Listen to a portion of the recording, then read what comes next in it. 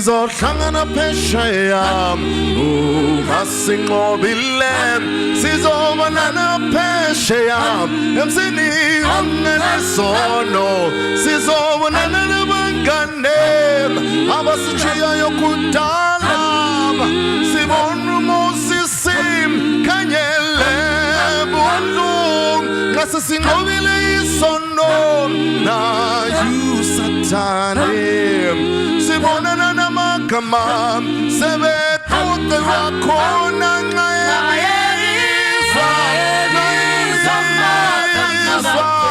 amagama mangcwele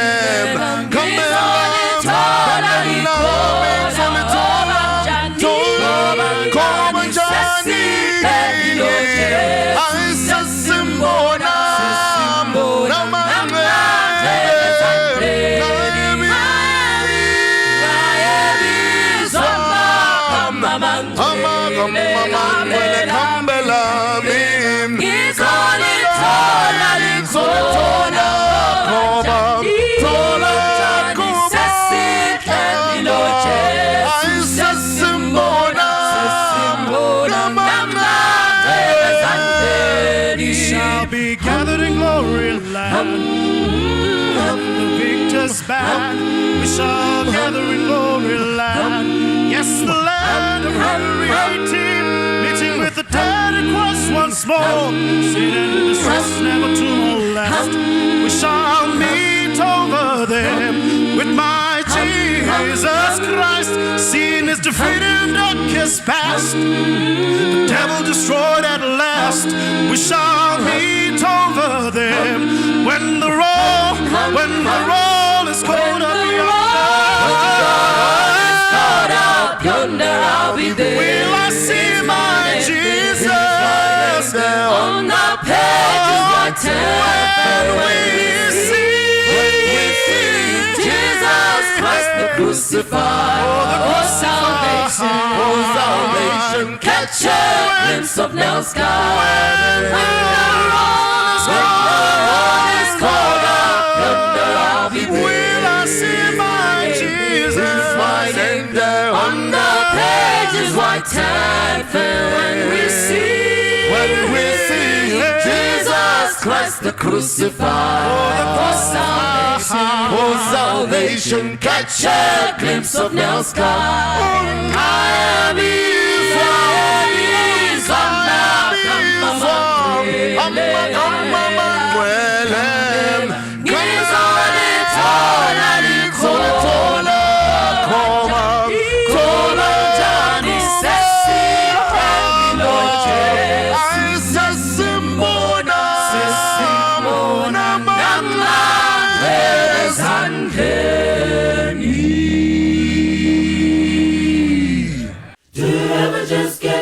wondering by the way things are today. So many on board the gospel ship and going different ways. If we all pull together like a family, me and you would come a lot closer to doing what the Lord called us to do. Jesus built his church on love, that's what it's all about. Trying to get everybody safe, not to keep anybody out. The door is wide open and just as big as the Father's heart above. I'm glad he said whosoever will. Jesus built his church on love. When the shepherd found the lost sheep wandering from the flock, in loving arms he held it. He did not blame or scold. Now we could learn a lesson that will make our efforts blessed. Our methods and our message must be filled with tenderness. Jesus built his church on love, that's what it's all about. Trying to get everybody safe, not to keep anybody out. The door is wide open and just as big as the Father's heart above. I'm glad he said whosoever will. Jesus built his church on love. I'm glad he said whosoever will. Jesus love. I'm glad he said, whosoever will. Jesus built his church on love. Toda kumukwazai mose pachirongwa Family Matters mukati mezuva ranhasi. Mwari dai anga akukomborerai nekukuitirai zvakanaka nekugamuchira kwamuri kuita chirongwa chino. Mukati mezuva ranhasi ndine dare rangu rakashinga rakanaka randoda kuti musangane naro. Vauya vakagadzirira kuti titambe nyaya mukati mezuva ranhasi. Totangira panapa. Please have the viewers. Makadini vateereri vatariri, ini ndinoitwa Mai Smomo. Amen. Tunotenda. Yes, next. Kwaso kwamuri vateereri, tinofara kusangana nemi zvekare. Zita rangu Mrs. Chinengo. Thank you. Yes, next. Makadiniko vadiwa vateereri navatariri, ini ndini wenyu Advocate Nyari Maposa.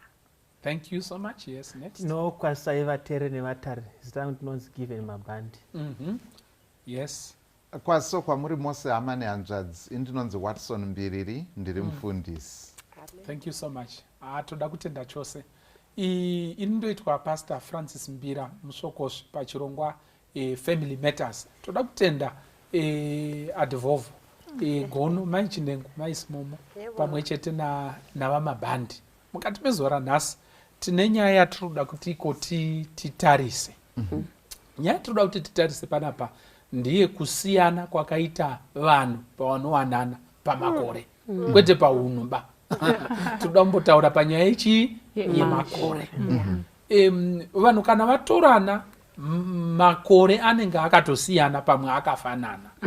But kusiyana kwawo mukati mezuva ranhasi zvine basa here pamuchato. Ndozvatoda kuti tikurukure mukati mezuva ranhasi. Maybe kukura dariro redu kuti richene. Hatidi vanhu vanozogumburwa nezvigutswa ngoma yatanga kurira. Handini ndizvo here?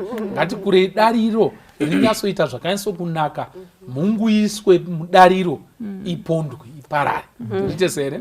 Saka kukura dariro redu tanga tichida kuti iko tione kuti iko kusiyana spousal age difference, does it have any bearing? Handini ndo zvatataura kuti ndo zvatoda kutaura nezvazvo zvine basa here. Handini ndizvo here? But kutanga tanga tichida kuti iko naimi vanhu vanombonyatsoita sei, what is the norm? What is the norm? Zviko zvinowanzogamuchirwa nevanhu kana vanhu vachinowanana panyaya yemakore avo. Handini ndizvo here? And zvacho zvinonzi ndo zvinogamuchirika. Zvacho zvinozonzi zvikasiyana nezvizvi idi pane kutaurika kwaakuitika. Handini ndizvo here? What is the norm actually? Panyaya yekuti ko makore anofanirwa kusiyaniswa nawo pavanhu vaviri mangani. What is the norm? Ndo patinoda kuti tikure dariro tiri. Handini ndizvo here? What is the norm? Ndiani angade kuda kuvhura dende? Ndite here? Yes. Toda kutenda pastor. Izvi zvinowanzogamuchirika. Ndichakutaura muchidimbu ndezvekuti murume anofanirwa kuva ari muhombe pazera kudarika mudzimai wake. Ndo zvakati zarei, especially kuno kuAfrica kwedu kunoko. Yes. All right. Ndichiwedzera ipapa. Yes, good. Yes. Chinonyanya kugamuchirika ndezvekuti varume vanochengeta. And the older even the better. All right. All right. I think zvinenge zvine chirevo chekuti maturity yemurume kana akura akuita kakunzwisana kuti nonga akadzi kuda zvinobhilivha tombopengereka. Saka zveyo chida munhu anozvinzwisisa, almost with a fatherly look, you know, towards this young lady. And to the point yekuti anogona kupomhodza panombosumuka mafundufuva. Ane the maturity yekuhandla maissues angangodaro. Saka ndinoona sokuti izvozvo ndo zvinonzi zvinogamuchirika. And kana ari makore, kana murume achichengeta, it means kana ati okurei kupfuura age yemukadzi kuwedzerwa kwamakore, zvirova kuti kuda atengawo imba, kuti ane mota. Ndingangoti futi sekuwedzera kwamakore, perhaps even development yemurume inotarisirwa kuti inenge yadini yati wedzere kudawo sekuwanda kwamakore ake atenga imba kana kuti ane healthy mortgage kana kuti ane mota you know, so the older the man is, the better placed he is to look after his wife and the family. Saka ndona kuti ndo mimwe miono inomboitwa nesociety kuti iko ndofunga ndo zvinenge zviri mupfungwa mesociety kana vachizoita that kana kusagamuchira. Thank you so much. Maita yenyu saka zviri kunzi iko murume anofanirwa kunge according to what is there zvatajaira anofanirwa kunge akati kukumukei pamakore kukunda mudzimai. Handiti ndizvo here? Maichinengo, you wanted to say something? Alright, ndingangoti Pastor Mbira pakuverenga kwandambenge ndichita earlier on ndaona kuti kunyika dziri kumhiri kwemakungwa zviri normal kuti vanhu vaite age difference ye 2 or 3 years kunzvimbo dzakaita seAustralia kuna na UK kuEurope kunyanya. But munyori wanga ndichiverenga anga achiti as we come back home kuno kuAfrica age difference inoita sei inoti kurei with a norm of about 5 years to 8, even 10 or even beyond. Murume ari muhombe kumukadzi ndo zviri normal. But zvakadaro tine vamwe futi kuno kwacho kuAfrica kuno kumba vanhurume vari kupinda muwanano nevanhu vakadzi vahombe kwavari nemakore akatoti anogona kunge maybe ari 1 or 2 or even anotooneka yekuti muchitongona kuti baba nhingi namai nhingi motongona kuti ava vahombe ava. But zvineka kuvanziridzwa kwazvinoitwa kuti vanhu vasakasike kuziva kuti mai nhingi vanenge vane makore akati pfurei ababa. But zviri normal ndizvozvo zvekuti gap rinofanira kuti kurei sezviri kutaurwa naAdvolvo kuti baba zvinongofungidzirwa kuAfrica kuti vanofanira kuti vange vakati kuitira kuti vagone kuzochengetedza mhuri even in terms of authority satataura zviri financial. Saka kuti iko munhu akati mbichana kuita sekunge mukuru zvinenge zvinoenderanawo nekuti iko anogona kuti iko huyai pano. Handiti ndizvo here? Asina anomubvunza kuti handiti tadii kumbodai handiti muri kwana ndofunga ndo zvazviri mupfungwa mevanhu. Handiti ndizvo here? Yes, thank you Maismoma.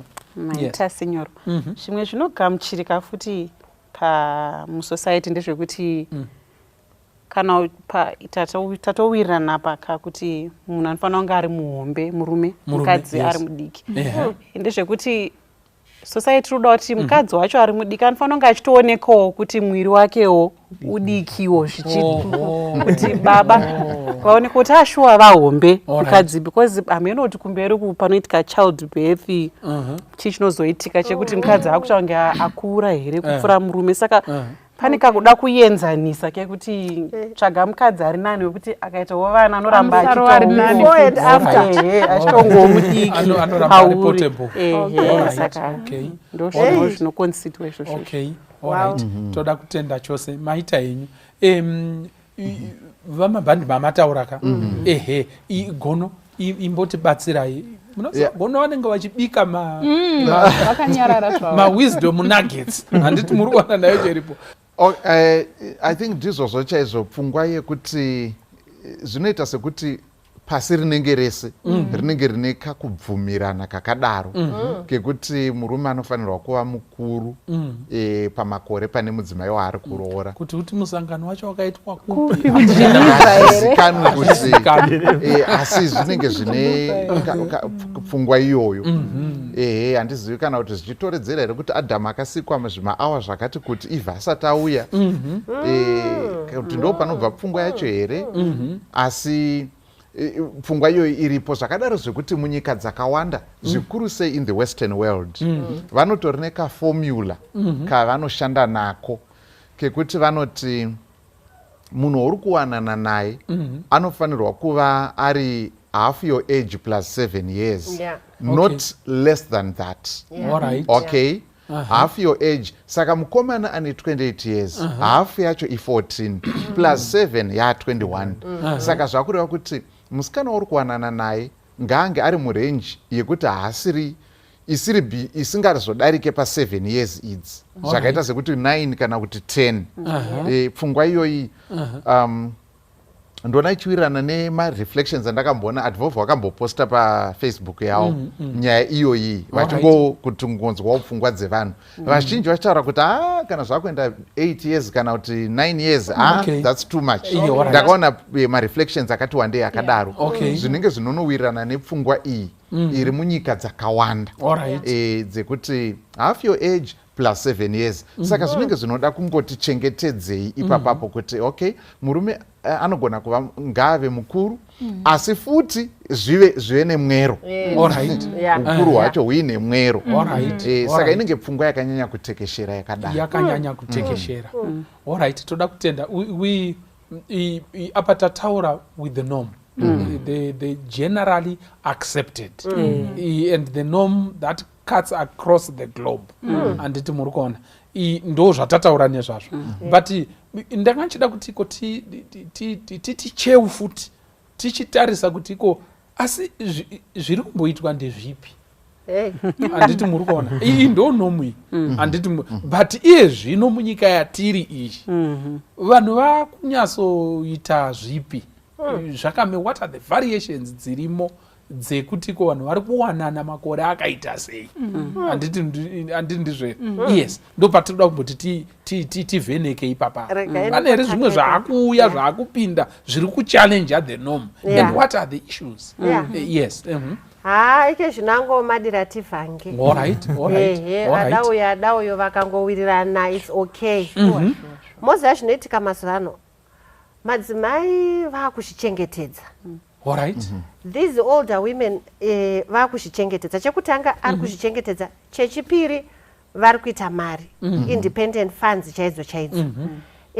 So vane more access to more tingati to various age groups especially dzichidzika kuzasuko zvinotodzika nekuti vari koko vanogona kunzi machembere.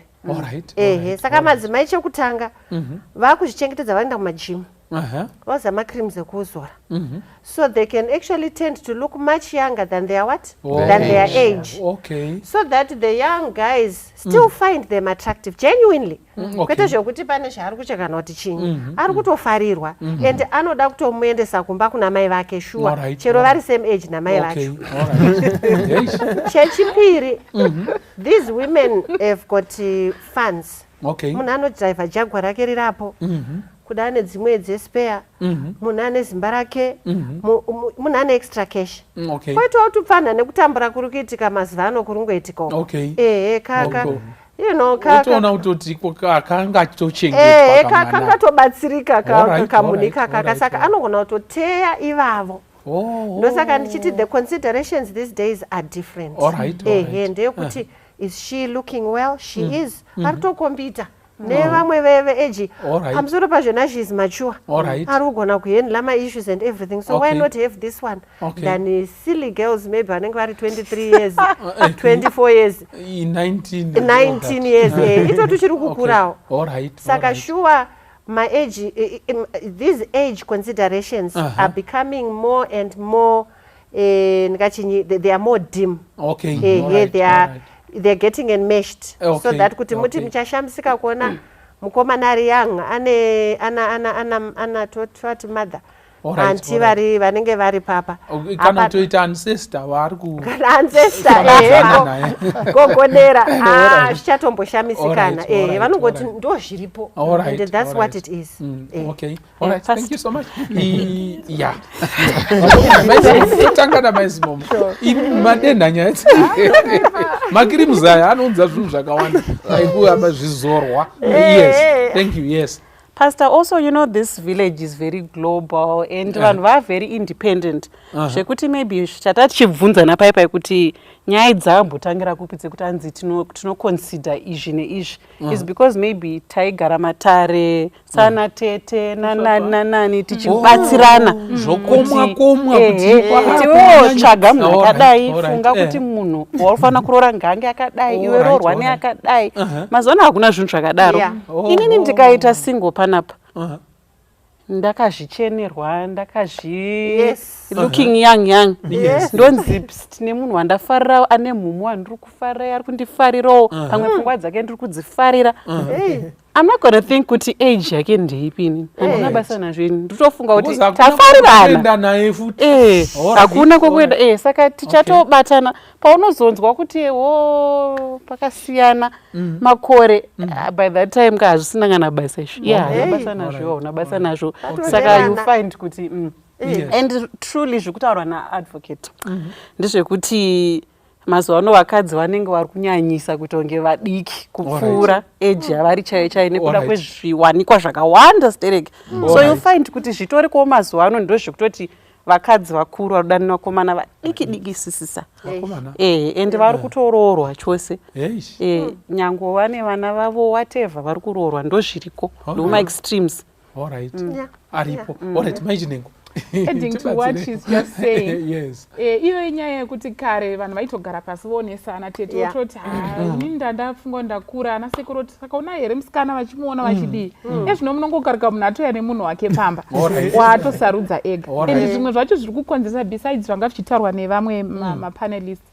Kutongoona pazvivhitivhiti chaiko ezvinesvika munhu nyangwe pafoni yatelevision kompyuta yake yekubasa yetelevision anodownloada mamovie ari ikoko. Most of the movies dzavari kuona these young people ndeyekuti mukadzi ane 55 years anodanana nemukomana ne19 years vachitostagwa vachinakirwa neupenyu. Saka iye nekuda kuwanawo zvinodraw attention kuno kusociety yake anononakurawo munhu wezera ramai wake kuti I talk of the town kuti mukomana akapenga uyu ane chivindi kunotora mama vakaenzana namai wake. You get that. Saka iyo nyaya yetechnology nekudi zviri kungoita kuti zvinhu zvacho hazvisisina kuti nyatsoti shuwa takanangepi nenyaya iyi kai zvaakutonetsa kutozviti shuwa chanyatsoonoma uchi munhu akungoita zvaada. Mamwe umwe anogona kuti ari kuma-late 30s anonokutorera mwana we15 years aine pfungwa yekuti ndoda kumuita zvandoda inini ndoda kumurera ndimudzidzise kuti izvi hazviitwi kuafrica izvi tinodai. And nyange mukamuedza kumuudza kuti munhu wako wemudiki munotonetsa nanototi makutotanga undiudzira zvekuita. Saka hasisi nyatsorina formula zvinenge zvango adaita zvaanoda. Alright. Hanzi rinonzi dasva watasva. Bhiza repaofisi. Right. Toda kutenda. Thank you so much. Something then vamabhandi. Yes. Pane nyaya ndakambonzwa pasocial media like a 19-year-old here akatoroorwa an 81 or 91-year-old man. Zvekutoti it sounded so ridiculous. But anga akatopembererwa apparently. Akatopembererwa vakatochata hanzi ndiri kufara muupenyu hwangu. Saka ma-extremes iwayaya tisambonyeperana mushokosha. Zvinhu zviri kunyanya kuitika nevatungamiri venyika ndo nyaya iripo. Takatonzwa kuti kune I think one of the Western African countries shuwa ndo pane umwe anga achitori 80 something akatobata 19 here or 21 something like that. Tikatobudisirwa picture. I think it's a previous president. Handina zoziva kuti pama-African president apanonyanyofamba sei. Nekuti ndo vanenge vari kuita mazi age difference anoshura iwaya ekuti yama muchiti plus 7 years yatoo plus 70 years. So I think handisi kuti chii chinonyanya kuitika ipapapo zvinenge zvine simba mukati futi. The more money someone has kuda kuzama kuprova virility yekuti ndichiri murume even though ndichifamba ndichita sendokaminasi ndichiri kudiwa ndichiri mom game. Thank you so much. Saka ndofunga zvinenge zviri ku like we are saying kuti iko zvinenge zviri kubatana nehomwe yakati inoti iri kudonha uchi wakati wandei. Saka zvochibata ngoti ari kuiwana ari kunowanawo chero waawana. Anditi muri kuona shopping space inoti one day nditi okay alright zvasiyana namutabvunda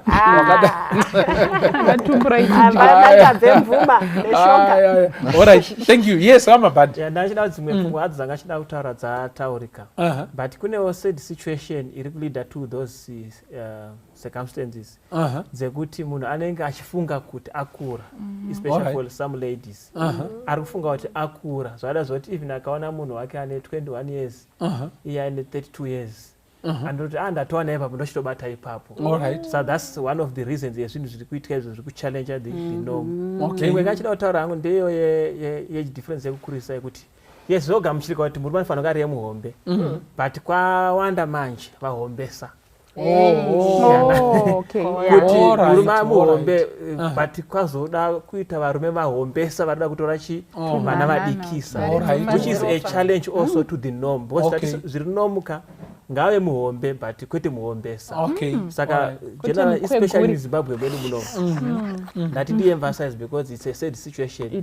Varume vahombesa vari kutora vana vadikisa and it's a serious challenge to the norm yatataura panya difference. Ndofunga zvakambonzi tandaniswei mazuva apfuura aya because zvimwe zvacho zvinenge zvakupfeka zvakufuga zijira rechinamato handiti nekuratidzwa muhope because ndinonetseka kuti iko pane mavhesi akawanda ari kunetsa mukati mebhaibheri kuti iko shuwa zvaida zvinorevei kwatiri iye zvino izvi vashoma vari kurotswa mavhesi iwayo kuti iko shuwa Mwari akati ari kuti zvakati apa kunyasoresearcha kuti iko tizive bhaibheri shoko raMwari zviri kuita sekuti iko iwe ukangotsunzunya maziso uri kurotswa mudzimai ende anenge ari mucheche futi ipapapo imbopatarisai vana nababa handiti ndizvo here. Saka zvinenge zviri kufuga bhachi rekunge kunamata zviri kuseri pemapapiro zvakavhumbamirwa muchinamato zvimwe zvacho gono. Sorry pastor, sezvo tine vemutemo taigona kutora mukana wangoti dei mbijana kuti mutemo futi pane zvavanotarisira zviri normal. Saka kana pane zvatataura izvi kana zvisiri normal ndaifunga kuti vemutemo aigona kuti mbijana rume imbijana kuti zvine ma-implications akadii pangu tsengwa mbijana stereo because ndo ma-issues achona ari kubata age difference. I think I will give you that time at Vovo and thank you for that Nikirikiri insight. Right, nyaya iyoyo ndotenda vamabhandi ndanchida kuti advocate muzonyasopiwa mukana it's okay, still okay. It's okay. Ndanchida kuti iko after Nikirikiri gono vangoti ipapapo then ndanchida kuti iko mutore just some Nikirikiri to polish it up ipapapo kuti iko mutemo unomboti kudii handiti muri kuona. I think this is very critical to this discussion handiti ndizvo here. Yes gono.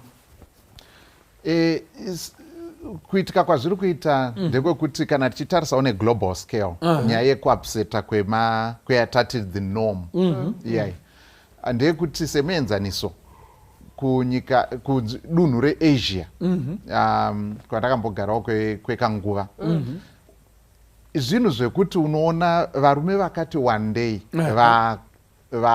vane makore akawanda vari kubva kunyika dzakaita ma-western countries vanoenda neuwandu hwakawedzera kuAsia kwavanonotora vasikana vachiri vechidiki zvinenge zvine ukama here nemahigh divorce rates ari kuma-western countries kana kuti madzimai eikoko vanenge vane independence here handinyatsa kuziva kuti chii chiri kuvakachidza uku kuti vazouya kuAsia. Saka izvozvo zvinhu zviri kutoitika zvakadaro zvekuti zvakatekeshera zvakadaro. Saka ndezvimwe zvezvinhu zvinoitika. So ndofunga kuti manorms aya kuapsetwa kwawo handingati zvatanga nhasi semuenzaniso kuna Khadija naElijah naMuhammad. Sorry, not Elijah. Elijah Muhammad is another person. naMuhammad muprofita weIslam ndezvekuti tichaona kuti vanga vaine makore akati siyanei nekuti vakaroorana. Muhammad aine 25 years Khadija was 40 years old. Makore avo anga akasiyana zvakati nyanyei. Saka zvinhu zvazvina kutanga nhasi asi kunyange zvakadaro tiri kuona kuti society ine zvainoramba ichitarisira kuti izvi ndo zvinenge zvinotarisirwa zvekuti kana tikabuda pane izvozvo ndo panotanga kuya mazita ekuti ane kaben 10 zita iri rine zvariri kutaura kuti society haisi kuzvigamuchira kana zvikanzi ndishuga daddy kana ndishuga mami hanzi jongwe muzvitiyo jongwe muzvitiyo mazita ari kuratidza kuti society masanction ari kupiwa nosociety iri kuratidza kutsutsumwa mukonzvi mumajenya mukonzvi mumajenya mazitayo saka zvese izvi zviri kuratidza kuti society haisi kuzvigamuchira ehe kunyange hazvo zviri kuita sekuti zvakunyanya kuoneka but kune misha yekuti still vanhu vanotaura kuti ko iyo chembere kana kuti harahwa iyoyi washaya here wezera rako saka zvichiriko zvichakasimba zvikuru kwazvo saka kuitika kwazvo nenzira dzakasiyana-siyana zviri kutekeshera asi ndofunga society ichine zvainotarisira kuti kana vanhu vachiwanana mazera acho ngaange akadai nyange murume akanzi mukuru asi ukuru ngahuwe nemwero chero mudzimai akanzi mudiki asi ngazviwe nemwero pane pamwe pekuti vanhu vanozoti hauzi wazozvinyanya here kana zvadaro. Thank you so much. Yes, advocate, please. Help us. Mutemo unombuti kudiniko zvakanzi 16 here paya kana kuti 13 chini. Yes. Ndinotenda signor. Ndisati ndapinda pamutemo. I think regai ndingotaura kuti masanctions anotaurwa esociety. I think vanotaura yes, some are just judgmental from a distance. They don't really know what's going on. Okay. But I think zvimwe zvezvitariswa nesociety inyaya yekuti what is the longevity? So there's the possibility and the longevity. Saka vanhu vanogona kutaura kuti of course zvinoitika. Vanhu vachitoroorana uyu akadai handiti. But zviri kunyanya kuzoisirwa masanctions kuda isociety kutarisa kuti madaro hongu mai mune 40 years uyu ane 25 ko paanenge a35 imi maguga. Saka anogona kunge kuzo maybe you get pangona kuzoya nemaproblems achauya naizvozvo. Chiregai ndichienda kumutemo. Ndofunga tinoziva kuti in the past few years pane kuda vaitungamirira kumutemo vanenge vakamboenda pamberi zvishoma vakati takuredusa age consent age yemarriage vakatoidzikisa vana kutosvika kana ku 12 years or something, which was very weird, and there was an outcry from society kuti abomination kuti aiwa kuti zvazvizvi zvamakuita mwana asati atombokuranga kana chest asati adini and zvinhu zvagara hazvitogamuchirwi especially kumakereke vanodaro and I don't know kuti mutemo wanyanya kudhila navo here sereke vanenge vanombosiwa vari kwavari ikoko yongozobuda raagure rekuti yowe ane mwana ashaika ane 13 years kana ane 14 years ane nhumbu ndo panoita sokubuda chinyi mafungu iwawo. But mutemo as we know it right now, a girl who is below 16 years haana capacity to even agree to having sexual relations. Saka nyango kati hongu akazvigamuchira tikatowirirana, she doesn't have capacity, she doesn't understand the full impact of those actions. Saka tinototi arepewa ndo yanenge chinzi statutory rape. Then mwana ari below 18 years does not also have the capacity to enter into a matrimonial arrangement or matrimonial agreement. Why? Because haatonzwisisi zvakare kuti zvinomborevei izvi. Isu sedu sokuziva kwedu toziva kuti chero vane 18 vacho nevane 19 nevane 2021 chingori chiutsi. Asi pamutemo zvinonzi 18 years takutarisira kuti maybe pfungwa dzadini dzati dzabva chiveve. Saka but in terms of the law for sure toziva kuti, and we still go back to Legal Age of Majority Act and it 1982 yakatongotaura kuti pa 18 years munhu wese whether murume kana kuti mukadzi akunzi munhu mukuru and akukwanisa kudini kugamuchira proposal yewanano kana kuramba. Ndingangoti ndo patiri kosita vana Child Protection and Guardianship Act dzezvingondodi dzezvingondosimbisa including constitution yedu. Zvichireva kuti anokwanisa kumbove nebonde zvake pa 16. but asingabvumidzwe kuroora. Asasitabvumidzwa kuroora. That's very interesting. Pane nyaya ipapapo. Panoda kumbotariswa ipapapo. Maybe pachatariswa kutiko saka zvorevei. Handiti mukuona nayo chete. Mabudisa pfungwa yakakosha. Yes.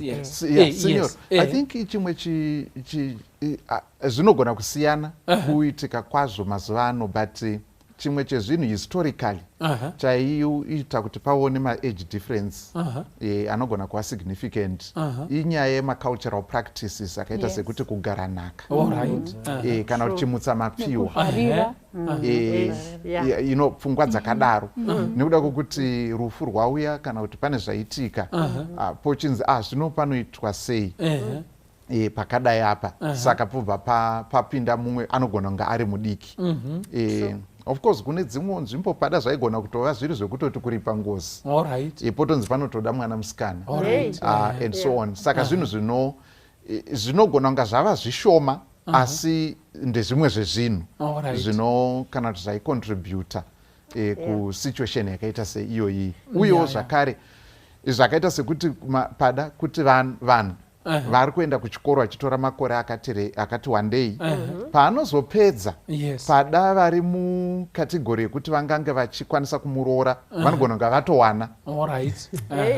Saka zvinhu zvakaita sekuti kuenda kuchikoro kwemakore akati wandei kudarika zvaisiitika kare kana tichienzanisa nekare, zvinogona kunge zviri kuunzawo futi imwe dynamic ipapapa pamakore ekuti vanhu vari kuzowanana vapanguva yakadii. No, pakanaka tinotenda nepfungwa idzodzo gono maita enyu. Ndiri kutofunga hangu pamitemo apa pamambuchitiko panoda kuzotariswa. Hameno kana ndakanyeperwa futi mukombi ndakambonzwa kuti pane nguva makore kuba mombe anga akati wandei kukunda makore munhu arepwa here. Yes, akanga akati wandei chaizvo kuti mombe ikabiwa makore anga akawanda. Mombe ikadiwa patori nemandatory sentence ye9 years. Ye9 years. 9 years zvichienda kumusoro. Hazvidziki. Asi verepu aigona vamwe vaigona kutonzi kana 2 years, dzimwe dziri suspended, onzi community service. Saka zvazinonyanya kukosheswa stereki. But mazuva ano sekuziva kwedu kune vari kuita mobilize kuti vati shareveni aimva yazonyanyisa kukosha kupfuura mwana womusikana. Zvimwe zvezvinhu zvinongoda kuti zvingotariswawo. Mwari dai anga atikombori atitira zvakanaka, but vadare ndanchida kuti tipinde maybe pamuzongozongo wenyaya, tinyatsoipepeta hundi hudone, tisare netsanga.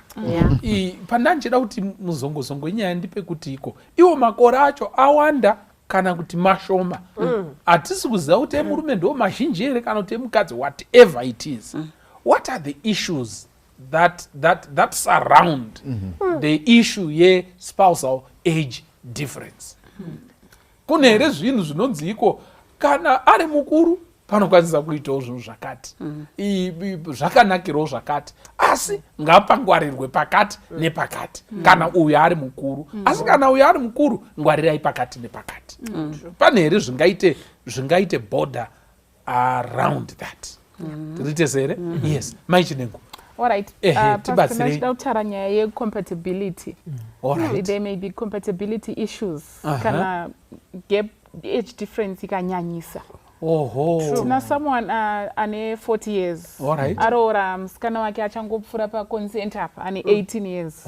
Difference of about 22. Ari ungoti svetu kubva muconsent. Anotobvunzwa kuti birthday riko rini. Achingoti svetu obhanzi pakitchen. Compatibility yavo inogona kunetsa. Koche chaiyo yemuchato inogona kunetsa. Nekuda kwekuti patoita generation gap. Uyu we18 years zvinhu zvichiri kumunakidza pa18 years. Uyu akasonakidzwa nazvo 22 years ago. History yake. But kune uyu, that's life.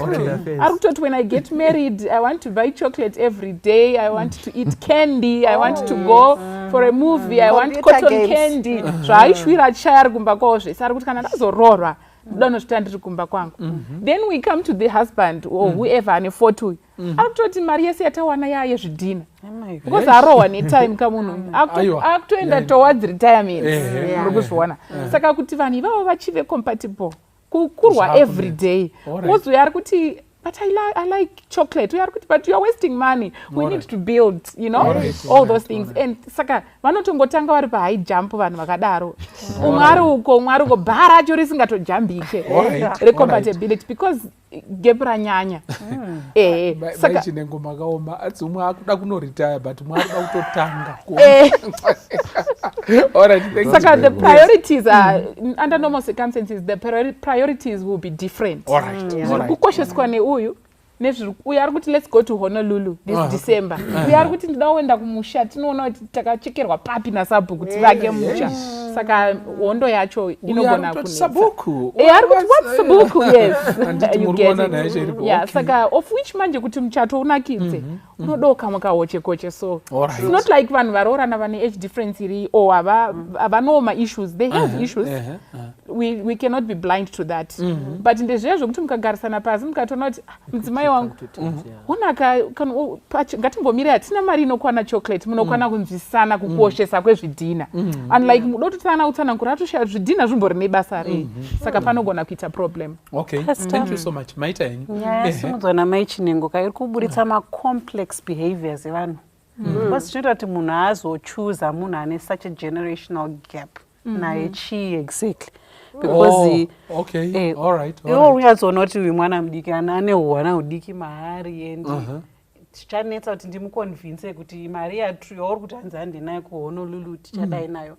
How do you get to the place where you end up proposing to a person like that?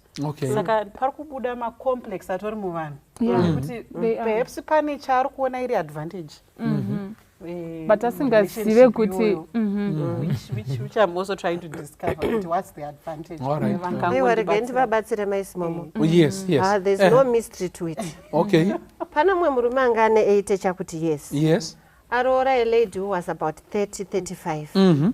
Akubvunzwa namwake kuti waroora munhu uyu wasoritaya iwewe watoo grandpa.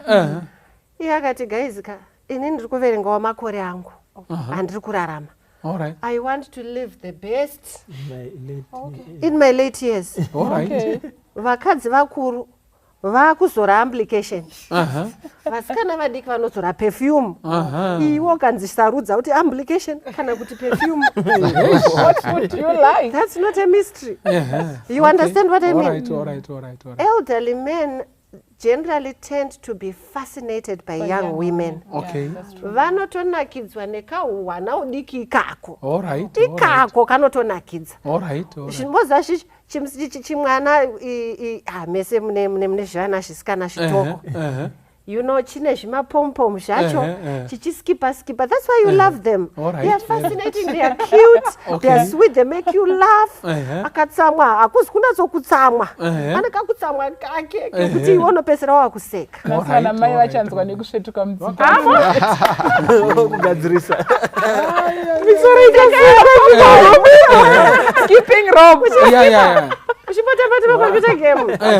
Izvozvo zvinorangaridza murume about his masculinity. He likes that. He remembers the little child who was you know, or maybe tongoti it's a widowed man. He remembers that about maybe a wife. You get what I mean? Saka izvozvo tisatombonyanya kuendesa pfungwa kure. They love that. You know, it's a fact. You take a younger man. Tongotora president woku France. Anditi. This is a man who I know it might not be admirable to many people, but I can understand kwaari kubva. I want to be a president of a nation. You know what I mean? I need a strong woman by my side. I want a mature person who's forward looking. Kutata president kwake has everything to do with the woman that he married. Deanga akaroora mupengo. You know, ava vana zvipashumaranga izvi asina kwaakaenda murume uyu muri kunzwisisa. Saka dzimwe nguva togonosanzwisisa mazi age gap iwawo, but pane pamwe pazvinenge zvinoshanda kuti iko in some men there can be that attraction. Yekuti ndiri kuda munhu achavaka neni. You know, that kind of thing. And she's mature enough. She can handle. She handled the presidency you know, and you know, has done very well. Because of age. Yes. Ndachida kuti kunzungune kunyimo zvose tongosakura kwese. Yes. Idzi nyimo dzakanaka idzi. But it comes also with problems. Dzatoda kuramba tichitaura panapa. So that is sedareka tinoburitsa pfungwa yekuti ada anozotisarudza zvaada. You are right. Yes. But Yes.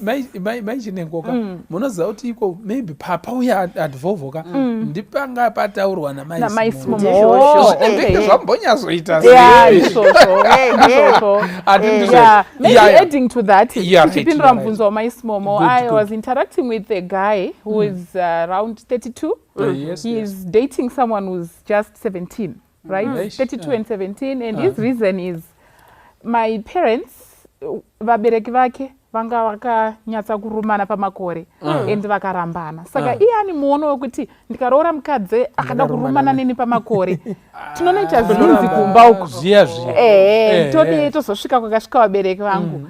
But asingazivawo kuti nerimwe rupande futi anogona kuzonopedzisira ndiye baba kumwana uyu. Mwana uyu asvika pakusafoketwa kuti yui zvababa ava handizvigoni. One way or the other they still divorce.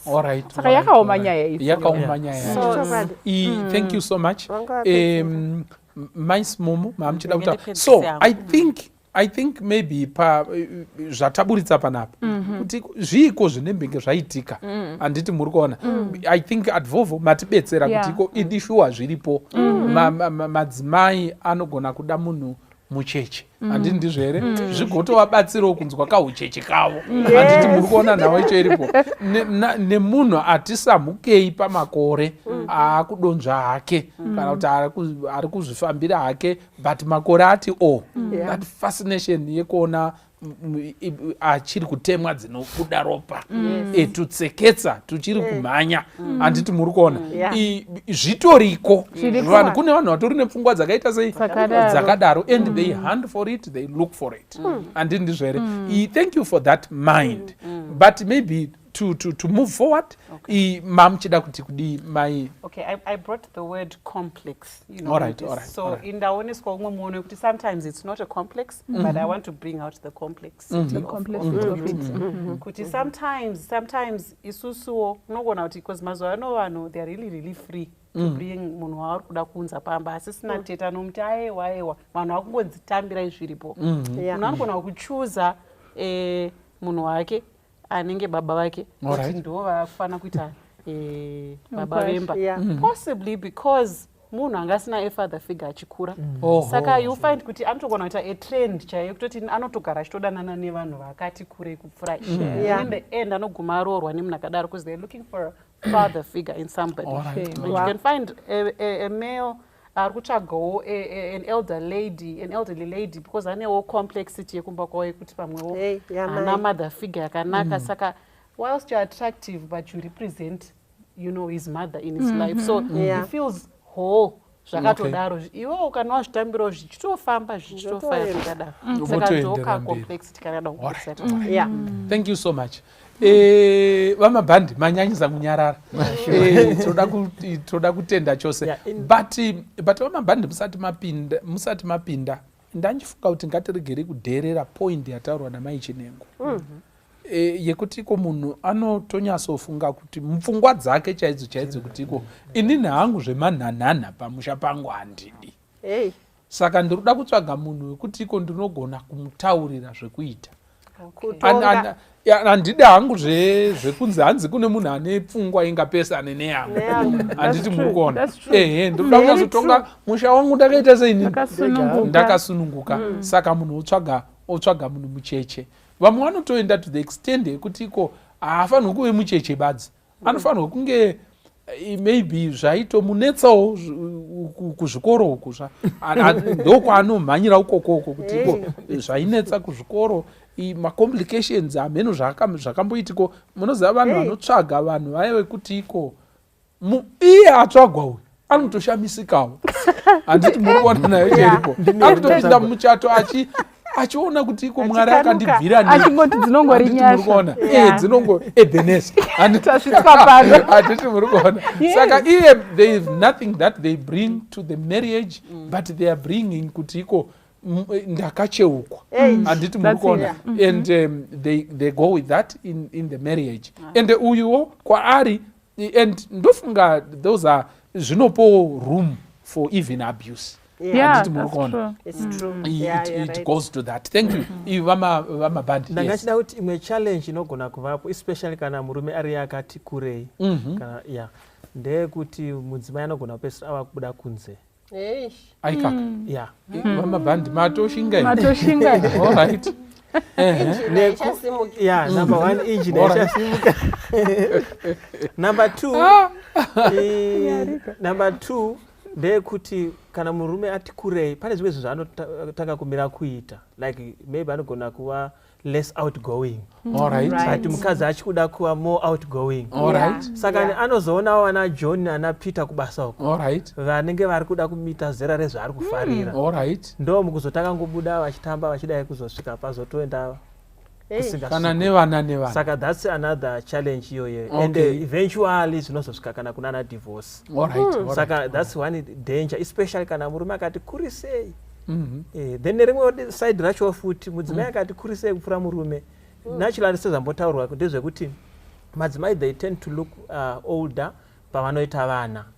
Saka ndiwo unozosarawo chiri kaJohn ka 29 years old John but madam vato 45 unenge wangotsanangura pese pawasvika vane big board. Ndiye wenyu wekutanga here uyu ungoti havane big board. Saka unozoplesa disclaimer.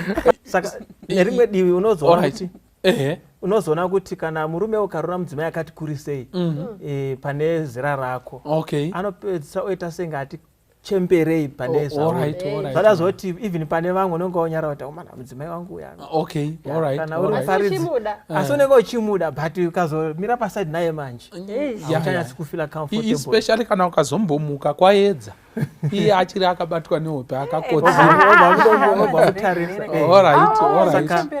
Ndo imwe challenge yazvada zvekuti paipa tambotaura kuti zera rachasavha ranyanya kuti tanhamukei ringe rakangodaiwo zvinogona kutibatsirei because ndo mamwe machallenges atinogona kuwanda. Ndakasana achida kuti eventually kana pakazotanga kuita mwe akubuda kunze because of achafili comfortable chichi zvoita senga asikachanyatsi kukwana bari chaizvo it may lead to divorce.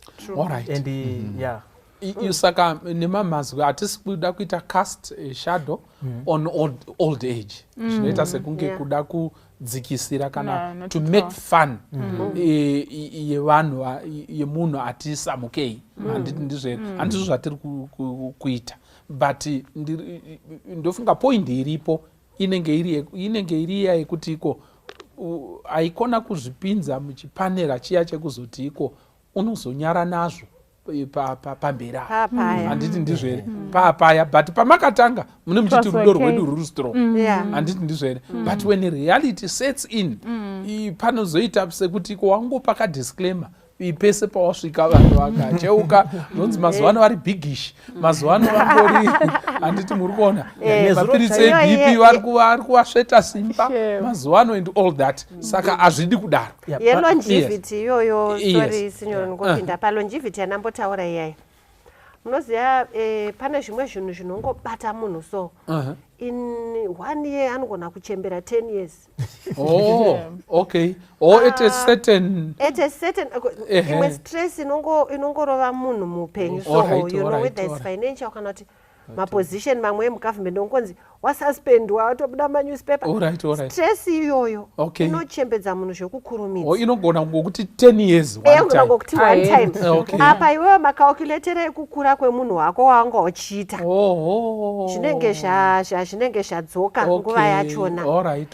So longevity is very important kuti munhu atarise kuti yes inini I am 40 years old ndikudanana nemukomana ne27 handiti toziva kuti chero vana Ashton kuchana naDemimo vakazvita ikatobuda nyaya yachona ikatonzi asi nepo takuona kuti uyu aroora munhu weeji yake vakazoramba naye aroora eji yake uyu akutobata 50 yowe handiti pane pazvakazokona kusazonatsobatana nekuti at the time of entering the marriage all possibilities their whole lives ahead of them but they didn't know what was going to come out of their whole lives kuti uyu anenge azochikurisisa kana kuti zvinenge zvazobuda zvakadi tisatambisa nyaya yeinjini shokoshi musanyanya kuipfuura nekuti madzimai mudzimai anogona kuti ari kumaage maybe tongoti over 40 anenge achitariswa nesociety kuti acharorawo munhu maybe ari kuma-late 40s kana kuti kuma-early 50s kana kuti kuma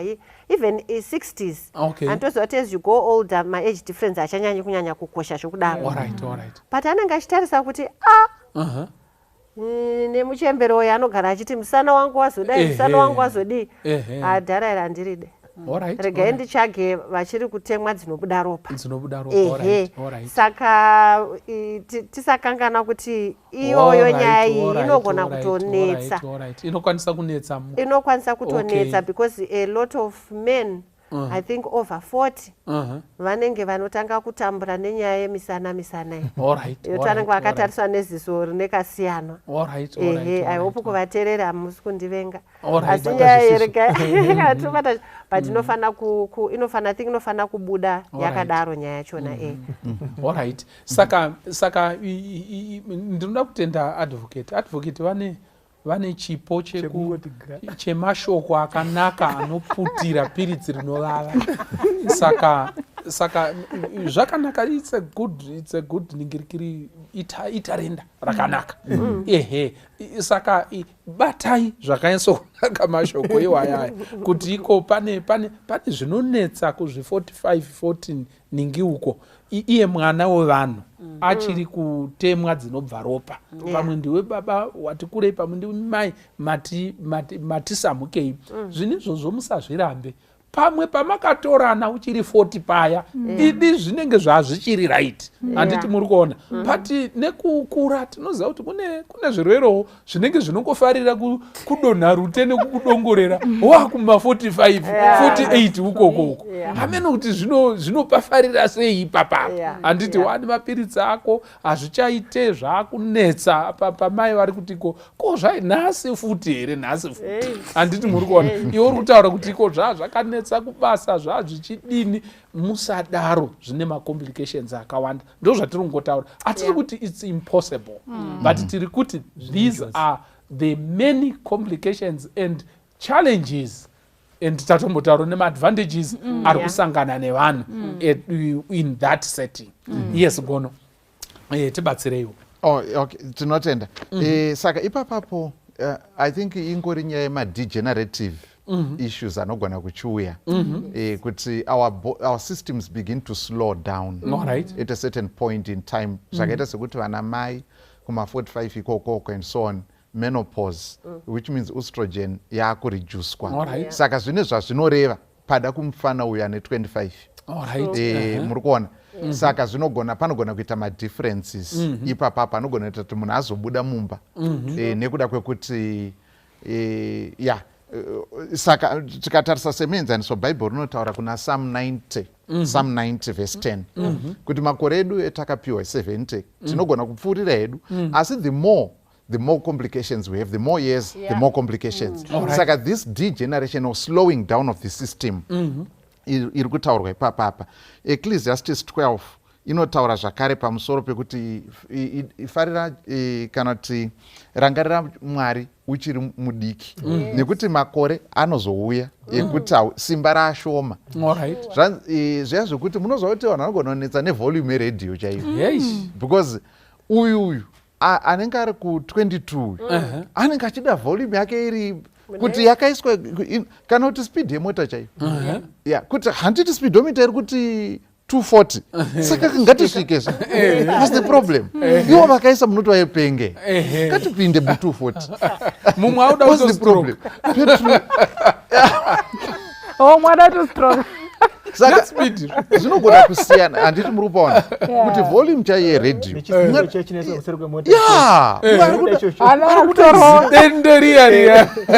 rinoita ndege iri kumhara muri mumota yekuti ikati dhu parobhoti inenge iri kungodai motika ichigutsurira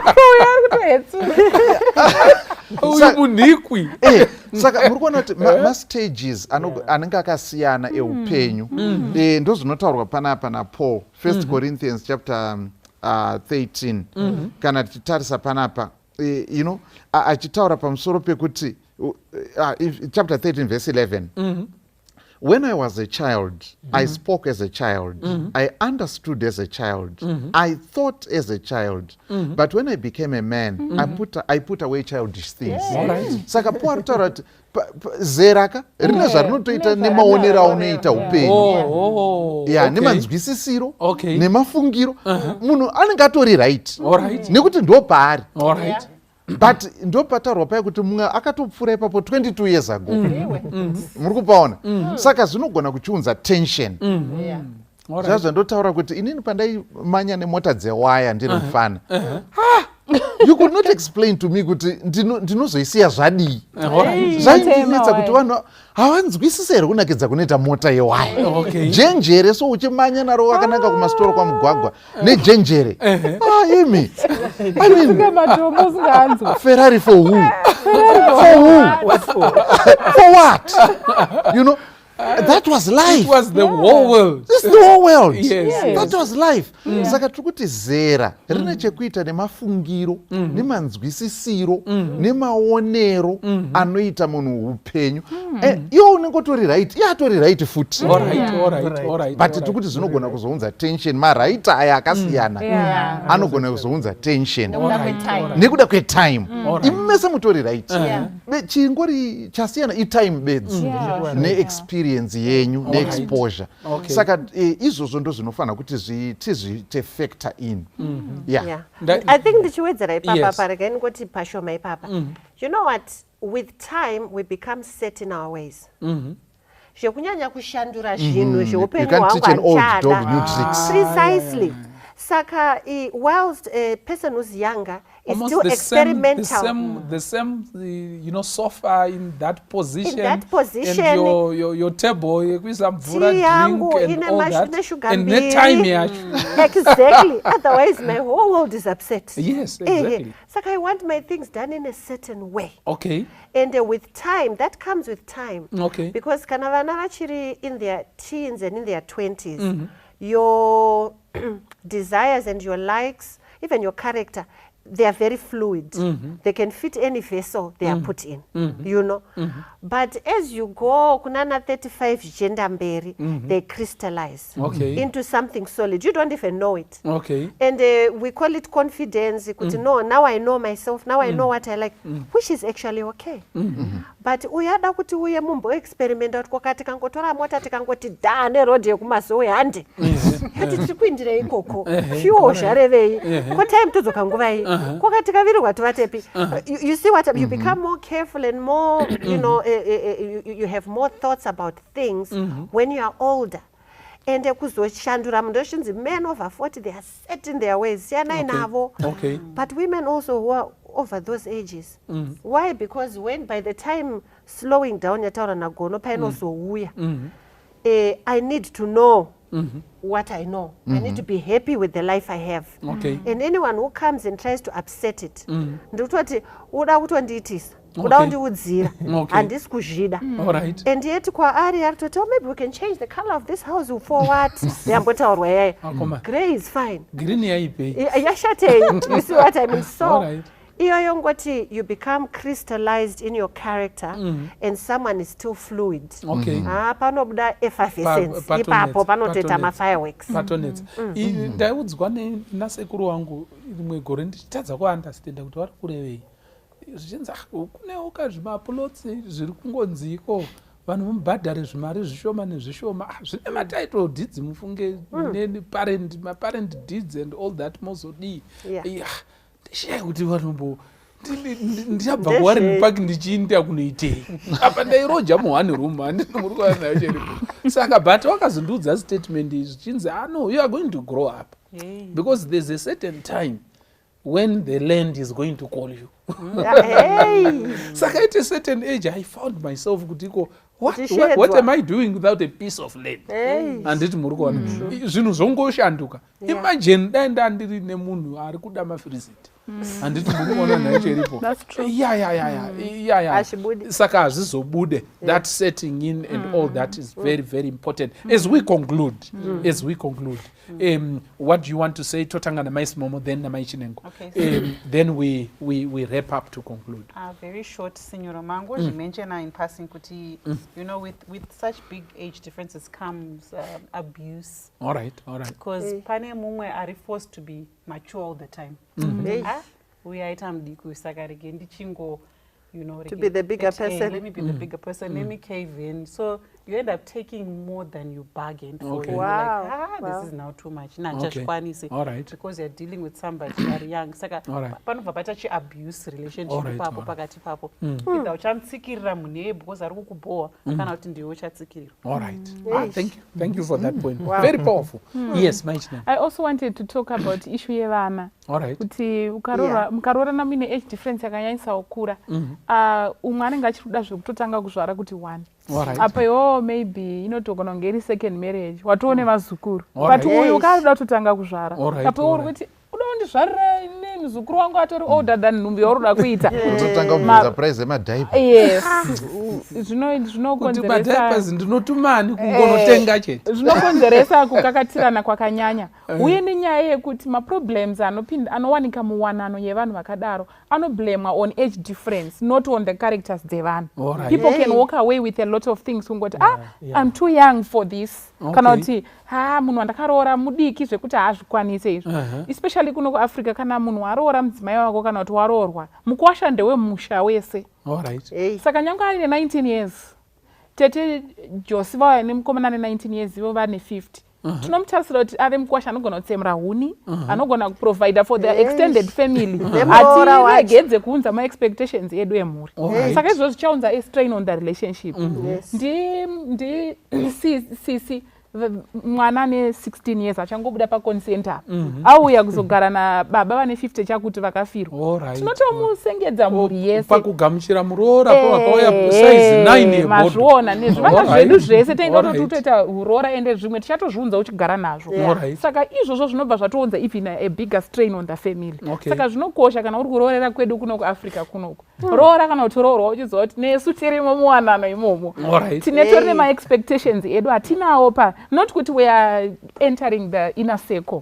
Tiri kunze kwedu ikoko muri mukati mutaitotarisirayi kuti muchatitumirawo yeshuka muchazouyo kumusha kuzotiona but ye 19 year old anenge adaenda kuhollywood ada kutoona mamovie muswere wese amweni avana kubikirwa. You get it.